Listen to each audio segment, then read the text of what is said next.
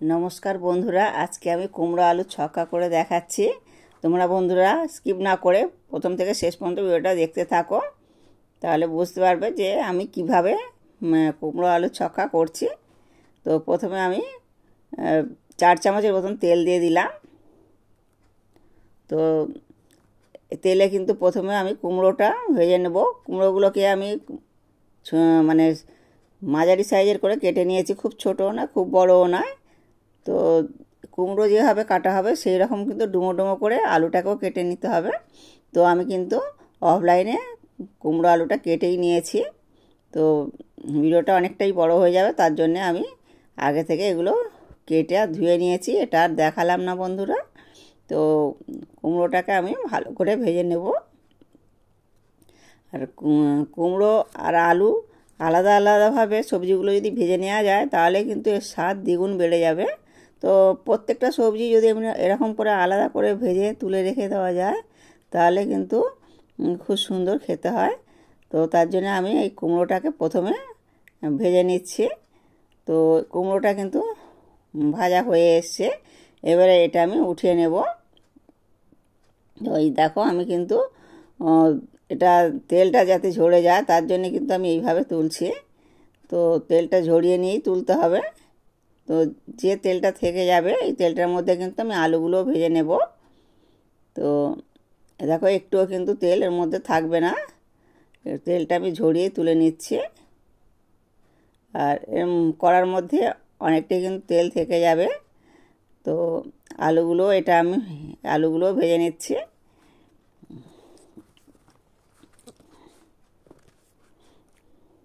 নমস্কার বন্ধুরা, আমি সুনিতা তারাসুন্দরী ভেজ চ্যানেলে সকলকে স্বাগত। আমার ভিডিওটা তোমাদের যদি ভালো লেগে থাকে অবশ্যই একটা লাইক করবে। আমার চ্যানেলটি যারা সাবস্ক্রাইব করেছো তাদেরকে অসংখ্য ধন্যবাদ, আর যারা এখনও সাবস্ক্রাইব করোনি তাদের কাছে অনুরোধ রইল চ্যানেলে সাবস্ক্রাইব করে নেওয়ার জন্যে। এখানে দেখো আলুগুলোও কিন্তু আমার ভাজা হয়ে গেছে। তো আলুগুলোকেও আমি উঠিয়ে নিচ্ছি। তো এবারে আমি যে ফোড়নটা করব তোমরা বন্ধুরা দেখতে থাকো আমি কি কি ফোড়ন দিচ্ছি এর মধ্যে। তো এখানে কিন্তু আমি 2টো তেজপাতা দিয়ে দিলাম, আর 5টা কাঁচা লঙ্কা একটু চিড়ে দিয়ে দিয়েছি। 1/2 চামচের মতন কাঁচা জিরে দিয়ে দেব। তো জিরেটা দিয়ে দিলাম। তো কাঁচা জিরেটা দিলে বেশ সুন্দর সেন্ট হয়। তো ততক্ষণ একটু লালচে লালচে হবে, আমি মশলাটা করে নিচ্ছি। আমি 2 চামচ করে সমস্ত মশলা দিচ্ছি, যেমন 2 চামচ কাশ্মীরি লঙ্কা দিলাম, 2 চামচ হলুদ গুঁড়ো, 2 চামচ ধনে জিরে এটা মিক্সড করা ছিল দিয়ে দিলাম, আর 1 চামচ আদা দিলাম। তো এগুলো কিন্তু আমি একটু জল দিয়ে গুলে নেব। তো যেহেতু অনেকটাই সবজি, ও 1 কিলো কুমড়ো আর 1 কিলো কিন্তু আলু ছিল, তো অনেকটাই সবজি আছে, তার জন্য আমি একটু ভালো করে মশলাটা গুলে নেব। আর এই শুকনো মশলাটা দিলে তরকারির মধ্যে কিন্তু চুঙে যাবে। এখানে দেখো মশলাটা বেশ মানে লালচে লালচে হয়ে ভাজা হয়ে গেছে, আর গুলে মশলাটা আমি দিয়ে দিলাম। তো এটা একটু ভালো করে ফুটিয়ে নেব। তো মশলাটাকে একটু ভালো করে তেলের মধ্যে ফুটিয়ে নেব, তো তাহলে আর কাঁচা গন্ধটা আর থাকবে না। তো যখন একটু বেশি কোনো সবজি রান্না হয় তখন কিন্তু এইভাবেই আমি করি। আর অল্প সবজি হলে তো এসব এতটা করতে হয় না। তো একটু বেশি সবজি হলে পারে, যে কোনো সবজি বেশি হলে কিন্তু এইভাবে করে নিতে হয়। আর এখানে আমি পরিমাণ মতন লবণটা দিয়ে দিলাম। তো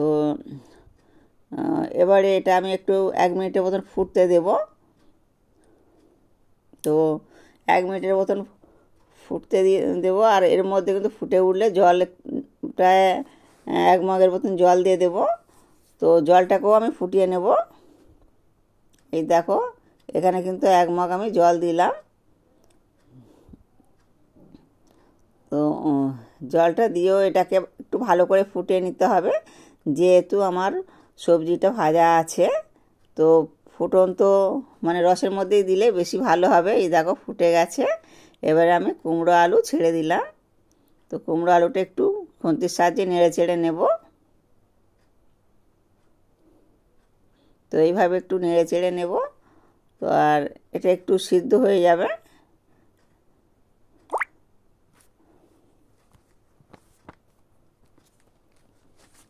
তো দেখো কত সুন্দরভাবে ফুটছে। আর এটা কিন্তু ভেজে রেখেছিলাম, যেহেতু খুবই তাড়াতাড়ি এটা কিন্তু সিদ্ধ হয়ে যাবে। তো একটু বেশ ঘন ঘন নাড়তে হবে। আর এখানে আমি চিনি দিলাম 1 চামচ, বড় চামচের 1 চামচ চিনি দিয়ে দিয়েছি। চিনিটা দিলে বেশ একটু মিষ্টি মিষ্টি হলে কুমড়োর তরকারিটা বেশ ভালো লাগবে।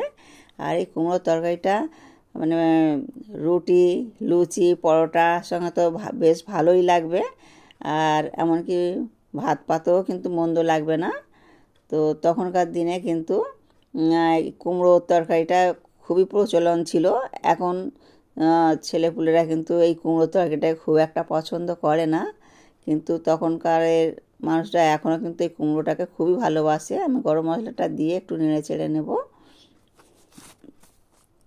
আমার এই সহজ রেসিপিগুলো দেখে যদি ভালো লাগে তাহলে প্লিজ আমার চ্যানেলটা সাবস্ক্রাইব করবে আর বেশি বেশি করে শেয়ার করবে।